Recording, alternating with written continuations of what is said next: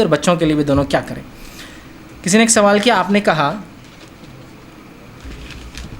نے کہا کہ شرمگاہ کے علاوہ ہر پارٹ کو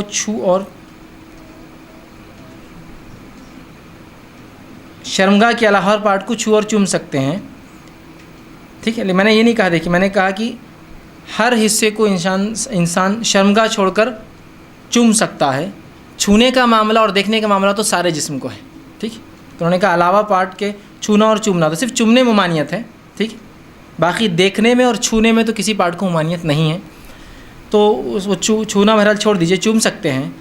تو اگر دودھ منہ میں آ جائے تو اس کا کیا معاملہ؟ تو میں سمجھتا ہوں یہ ایک سوال ان کا ہے، وہ شادی شدہ مرد ہے اور بیوی جو ہے بچے کو دودھ پلاتی ہوئی ہے، اس کو دودھ آ گیا اولاد کی وجود میں آنے سے یا اولاد کی پیدائش کے بعد، اس معاملے میں کیا کریں؟ تو دو وضاحتیں کر دیتا ہوں ایک ساتھ، اس میں سوال چونکہ آ چکا ہے. پہلی چیز یہ، آپ صلی اللہ علیہ وسلم حدیث میں فرمایا، میں یہ چاہتا تھا کہ اپنی امت کو روک دوں کہ جب بچہ دودھ پیتا ہے تو اس حالت میں اپنی بیوی سے ہم بستری کرے.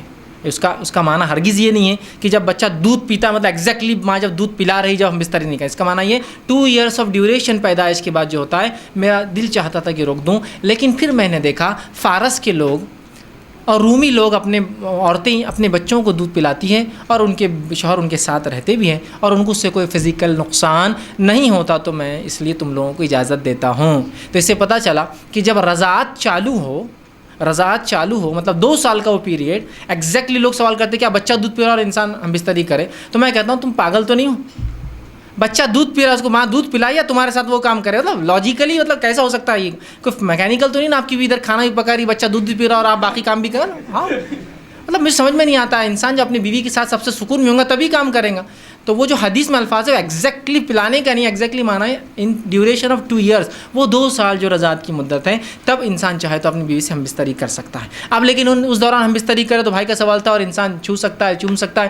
تو اگر اپنے بیوی سے جو ہے وہ ہم بستری کا ارادہ رکھے یا چھوئے اور چومے، اور بیوی جو ہے دودھ پلاتی ہو بچے کو یا حاملہ ہو تب بھی دودھ آ سکتا ہے اس کو، تو اس معاملے میں پھر کیا؟ تو یاد رکھیے اس معاملے میں آپ کو احتیاط کرنا پڑے گا، چونکہ آدمی کے لیے، مرد کے لیے عورت کا دودھ پینا شریعتاً حرام ہے. یاد رکھیے مرد کے لیے اپنے بیوی کا دودھ پینا شریعتاً حرام ہے. کیا وہ اس کی ماں بن جاتی؟ نہیں، اس لیے کہ رضاعت کے لیے 2 سال کی عمر لگتی ہے، 2 سال کے بعد دودھ پینے سے رضاعت قائم نہیں ہوتی ہے. لیکن یہ سخت گناہ ہیں، واللہ عالم اس کی کیا سائنٹیفک جس کو ہم کہیں گے لاسز ہو سکتے ہیں، ہم نہیں جانتے. لیکن شریعت نے کہا نہ، تو میں سمجھتا ہوں بس مان لیجئے، نقصان ہو یا نہ ہو وہ ایک الگ بات ہے. ہم شریعت کو عقل کے پیمانے پہ ناپ کر عمل نہیں کرتے، ہم رسول کی زبانی نکل چکا، بس اس بات کو سمجھ میں آئے یا نہ آئے ہم عمل کر گزرتے ہیں.